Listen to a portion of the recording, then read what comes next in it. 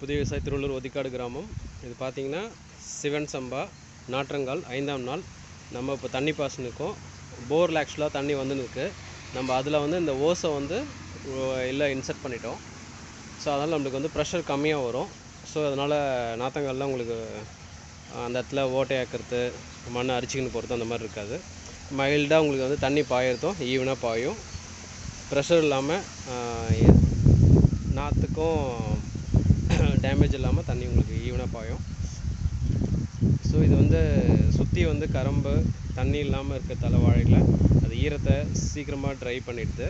So வீரிலும் விட ஆரம்பிச்சிச்சு, பலமாக வீரிலும் விட ஆரம்பிச்சிச்சு. ஸோ நல்லாயிருக்கு, நல்லா பூத்துருக்கு, எல்லாமே பூத்துருக்கு.